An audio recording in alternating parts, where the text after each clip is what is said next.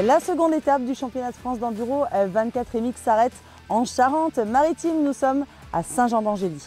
Et cette région de Nouvelle-Aquitaine vit principalement du commerce des eaux-de-vie et du cognac. Et ça tombe bien, on va aller rencontrer un producteur de pinot et de cognac qui accueille chaque année les enduristes sur ses terrains.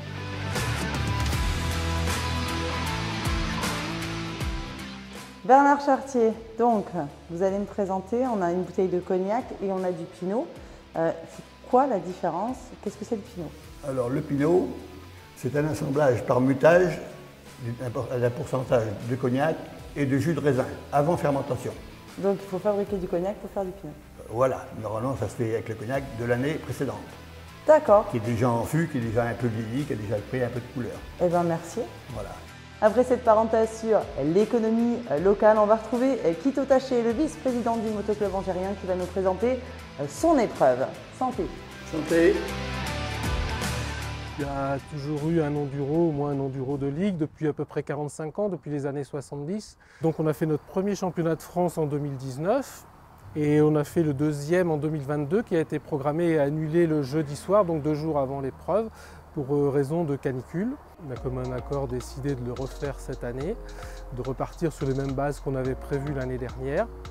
Alors bien sûr, avant de repartir, on prend l'avis de chacun, voir s'il faut que tout le monde soit partant, bien sûr. Un enduro, c'est beaucoup de travail, beaucoup de précautions, il faut le faire accepter, c'est des précautions en amont. On est une bonne équipe et ça, on n'a pas trop de mal à motiver les troupes. Non, on a bien travaillé, on a fait beaucoup. Mais on est reparti de toute façon, c'est à peu près sur la même base qu'on avait annulé l'année dernière.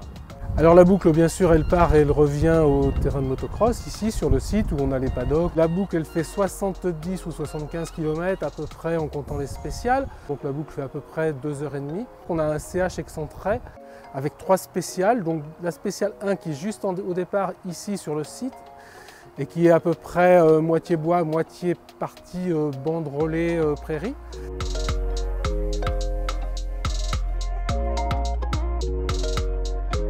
La spéciale 2 qui est à côté du CH1 et qui est pareil, à peu près moitié bande relais, moitié prairie.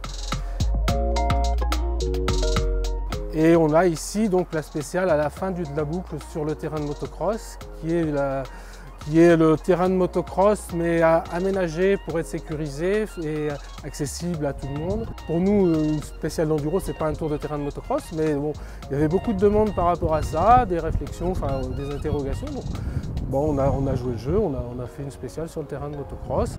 Je pense qu'on va même pouvoir l'arroser, donc ça va être une spéciale arrosée. Être prêt à organiser, c'est être prêt à y consacrer le temps nécessaire, c'est ça le plus dur bien sûr.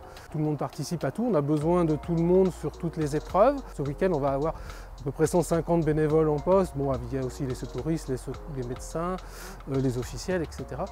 Donc c'est vrai qu'il faut recruter. Donc on a des gens qui viennent que pour l'occasion de l'épreuve et puis après il y a des gens qui sont là plus régulièrement toute l'année dès qu'on fait quelque chose. Et c'est vrai que la météo, à la fois c'est notre meilleur ami, ça peut être notre meilleur ami, mais notre pire ennemi. Je pense qu'il va faire un temps idéal, pas trop chaud, pas trop pluie. Oui, on est content d'accueillir l'enduro, ça fait plaisir de voir toutes ces structures, tous ces gens arriver. Et puis on espère que tout le monde y trouvera son compte, bien sûr. C'est d'ici même, sur le terrain de motocross de Saint-Jean-d'Angély, que s'élancera la seconde épreuve du championnat de France d'enduro 24 MX.